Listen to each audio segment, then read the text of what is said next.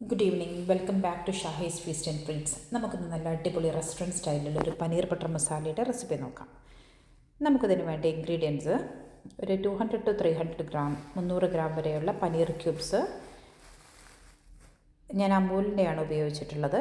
ഒരു കെട്ട് മല്ലിയില, 5-6 ഇടത്തരം സൈസ് വലിയ ഉള്ളി, 3 വലിയ നന്നായിട്ട് പഴുത്ത തക്കാളി, 4-5 പച്ചമുളക്, 5-6 വെളുത്തുള്ളി, ചെറിയൊരു കഷ്ണം ഇഞ്ചി, 3/4 ടേബിൾ സ്പൂൺ മല്ലിപ്പൊടി, 3/4 ടേബിൾ സ്പൂൺ മുളക് പൊടി, 1/2 ടീസ്പൂൺ മഞ്ഞൾപ്പൊടി, 1/2 ടീസ്പൂൺ ഗരം മസാലയുടെ പൊടി, കുറച്ച് ഉപ്പ്, ആവശ്യത്തിന് ഉപ്പ്, പിന്നെ ഫ്രഷ് ക്രീം, കസൂരി മെത്തിയുടെ ഇലയോ പൊടിയോ എടുക്കാം. പൊടിയാണെങ്കിൽ 1/2 ടീസ്പൂൺ, ഒരു 1/2 ടേബിൾ സ്പൂൺ മതി. കശുവണ്ടി, ബട്ടർ. നമ്മുടെ ഉള്ളി 4 മുറിച്ച് തിളച്ച വെള്ളം ഓഫ് ചെയ്ത് അതിലോട്ടിട്ട് ഒരു 10 മിനിറ്റ് മൂടി വയ്ക്കാം. ഉള്ളിയുടെ മണമൊക്കെ പോകാൻ വേണ്ടിയിട്ടാണ്. തക്കാളി നമ്മൾ അടുപ്പിൽ കുറച്ച് വെള്ളം വെച്ച് വെള്ളം നന്നായിട്ട് വെട്ടി തിളയ്ക്കുമ്പോൾ അതിലോട്ട് ഇട്ട് കൊടുക്കാം. അതൊരു 5-6 മിനിറ്റ് തിളയ്ക്കുമ്പം അതിൻ്റെ തൊലിയെല്ലാം, തക്കാളിയെല്ലാം സോഫ്റ്റായിട്ട് തൊലിയെല്ലാം അടർന്ന് വരും. ആ സമയത്ത് നമുക്ക് സ്റ്റവ് ഓഫ് ചെയ്യാം. നമ്മുടെ ഉള്ളിയുടെ കണ്ടില്ല, നിറമൊക്കെ മാറി നന്നായിട്ടുണ്ട്. തക്കാളിയുടെ തൊലി കളഞ്ഞ് നമുക്ക് ഈ തക്കാളിയും ഉള്ളിയും നല്ല പേസ്റ്റ് പോലെ കട്ടയൊന്നുമില്ലാതെ അരച്ചെടുക്കാം. അതുപോലെ തന്നെ നമ്മുടെ കശുവണ്ടിയിൽ കുറച്ച് വെള്ളം ചേർത്ത് അതും പേസ്റ്റായിട്ട് അരച്ചെടുക്കാം. ഒരു 15 മുതൽ 20 വരെ ഉള്ള കശുവണ്ടി അത്രയും വേണ്ടി വരും ഇതിന് ടേസ്റ്റ് കിട്ടാൻ. ഇനി നമുക്കൊരു പാൻ അടുപ്പത്ത് വെച്ച് ഓയിൽ ബ്രഷ് ചെയ്തിട്ട് നമ്മുടെ പനീർ ക്യൂബ്സ് ചെറുതായിട്ടൊന്ന് സോട്ട് ചെയ്തെടുക്കാം. ചെറുതായിട്ട് സോട്ട് ചെയ്താൽ മതി, നിറമൊന്നും മാറണ്ട.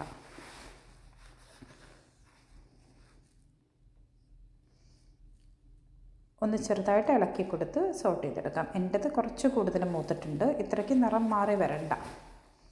ഇനി നമ്മൾ പാനിൽ ബട്ടർ ഇട്ടിട്ട്, ബട്ടർ ഒരു 50 ഗ്രാം വരെ ഇടാം. അതിനകത്തേക്ക് ചെറുതായി അരിഞ്ഞ ഇഞ്ചി, വെളുത്തുള്ളി, പച്ചമുളക് ഇട്ട് ഒരു 2-3 മിനിറ്റ്സ് സോട്ട് ചെയ്യാം. നന്നായിട്ട് മൂത്ത് മണമൊക്കെ വരുമ്പോൾ നമ്മുടെ പേസ്റ്റാക്കിയ ഉള്ളി അതിനകത്തോട്ട് ഒഴിച്ചു കൊടുക്കാം. ഒരു 8 മിനിറ്റ്സ് 10 മിനിറ്റ്സ് ഒക്കെ ആകുമ്പോൾ ഉള്ളി തെളിഞ്ഞ് എണ്ണ തെളിഞ്ഞ് വരും. ആ സമയത്ത് അരച്ച തക്കാളി ഒഴിച്ചു കൊടുക്കാം. തക്കാളിയും കുറച്ച് സമയം, ഒരു 8 മിനിറ്റ്സ് 10 മിനിറ്റ്സ് ഒക്കെ ആകുമ്പം തക്കാളിയും ചെറുതായിട്ട് നിറം വരും. ആവശ്യത്തിന് ഉപ്പിട്ട് കൊടുക്കാം. ശേഷം നമ്മുടെ മസാലപ്പൊടികൾ ഓരോന്നായിട്ട് ഇട്ട് കൊടുക്കാം. 3/4 ടേബിൾ സ്പൂൺ മല്ലിപ്പൊടി, 3/4 ടേബിൾ സ്പൂൺ മുളക് പൊടിച്ചത്, 1/2 ടീസ്പൂൺ മഞ്ഞൾ, 1/2 ടീസ്പൂൺ ഗരം മസാലയുടെ പൊടി. എന്നിട്ട് നന്നായിട്ട് ലോ ടു മീഡിയം ഫ്ലെയിമിൽ വെച്ചിട്ട് നന്നായിട്ട് മിക്സ് ചെയ്തെടുക്കാം. ഒരു 2-3 മിനിറ്റ്സ് നമ്മുടെ മസാലയൊക്കെ മൂത്ത് വരുമ്പോൾ നമുക്കതിനകത്ത് നമ്മുടെ കശുവണ്ടി അരച്ചത്, അണ്ടിപ്പരിപ്പിൻ്റെ പേസ്റ്റാക്കി അരച്ചത് ഇട്ട് കൊടുക്കാം. നന്നായിട്ട് ഇളക്കി ശേഷം നമ്മുടെ പനീർ ക്യൂബ്സ് ഇട്ട് കൊടുക്കാം. എൻ്റെത് കുറച്ച് കൂടുതൽ മൂത്തിട്ടുണ്ട്, ഇത്രയ്ക്ക് വേണ്ട, നിറം മാറാതിരിക്കുന്ന നല്ലത്. അതിനുശേഷം അത് അടച്ചു വെച്ചിട്ട് പനീർ സോഫ്റ്റ് ആകുന്നവരെ ഒരു 10 മിനിറ്റ് കുക്ക് ചെയ്യാം. നമുക്ക് ഒരു ലോ ടു മീഡിയം ഫ്ലെയിമിൽ ഇട്ടാൽ മതി.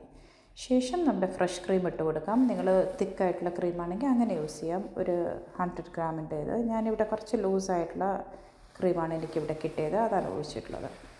ഒരു പിടി മല്ലിയില ഇട്ട് കൊടുക്കാം. ഇനി നമ്മൾ കസൂരി മെത്തിയുടെ, എനിക്ക് ഇലയാണ്, ഞാനത് കയ്യിൽ ഉരതി പൊടിച്ചെടുത്താണ്. പൊടി ഉണ്ടെങ്കിൽ അത് ഒരു 1/2 ടീസ്പൂൺ മതി. അത് കൂടുതൽ വേണ്ട, അതിൻ്റെ ടേസ്റ്റ് അങ്ങനെ എടുത്ത് കാണിക്കും. ഒരു ടേബിൾ സ്പൂൺ ബട്ടറും ശേഷം മേലെ തൂവി ഒഴിച്ചു കൊടുക്കാം. നമ്മുടെ അടിപൊളി ടേസ്റ്റുള്ള പനീർ ബട്ടർ മസാല റെഡിയാണ്. നിങ്ങൾക്ക് റെസിപ്പി ഇഷ്ടമായെങ്കിൽ നിങ്ങൾ ശ്രമിച്ച് നോക്കുക. നിങ്ങളുടെ ഫീഡ്ബാക്ക് കമൻസിലിടാം. എൻ്റെ ചാനൽ സബ്സ്ക്രൈബ് ചെയ്യുക. ബെല്ലൈക്കൺ പ്രസ് ചെയ്യുമ്പോൾ പുതിയ വീഡിയോസ് അപ്ലോഡ് ചെയ്യുമ്പോൾ നിങ്ങൾക്ക് അലേർട്ട് കിട്ടും. Please like, share and subscribe. Thank you very much. Thank you for watching.